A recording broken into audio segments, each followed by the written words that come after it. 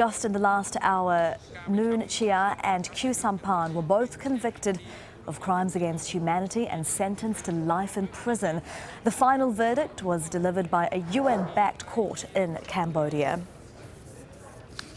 Let's go straight to our correspondent Rob McBride, who's in the Cambodian capital, Phnom Penh, for us. Rob, hugely important day there in the Cambodian capital. What happened?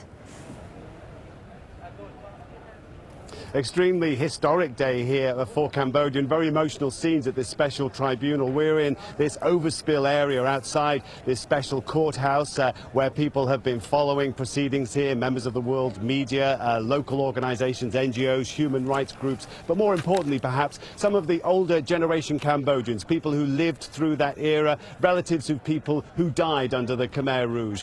There were applause here as the judgment was read out. Other people emerged from the courthouse behind me here. The organisers of this court have made it a priority of having survivors be able to witness what happened inside the courthouse. Many of them emerged, some of them in tears, and really welcoming this verdict. It took an hour and a half for the judges of this special court, 3 Cambodian judges, 2 international judges, to deliver their judgment, going through all of the evidence that they've collected over the previous months. Really harrowing accounts from witnesses who described the murderous regime of the Khmer Rouge during the 1970s as they evacuated the cities, sent people back to the countryside, resulting in starvations. There were also, we heard, exterminations, political executions, which all amounted to crimes against humanity. The judgment then went into the culpability of the 2 standing trial, Noon Chia and Khieu Samphan, really pointing out just how these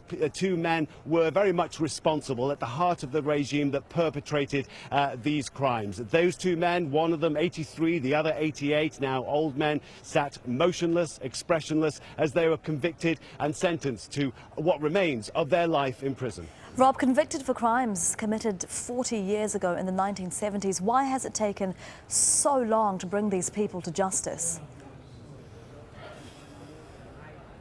There has been a lot of controversy about the way this court has been run, about the length of time it has taken to get these men in the dock. This court was actually set up almost 10 years ago now, and this is only the 2nd judgment that it has passed down in that time. Around 4 years ago, a lower-ranking cadre member, a director of the notorious Tul Sleng torture centre here in Phnom Penh, he was convicted of crimes against humanity and sentenced to life imprisonment. But this is only now, as I said, the 2nd judgment in 10 years at a cost of some $200 million US.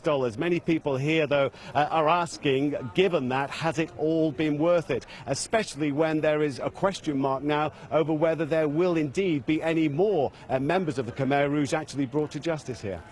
Rob, thank you very much for that. That's our correspondent Rob McBride joining us from the Cambodian capital, Phnom Penh.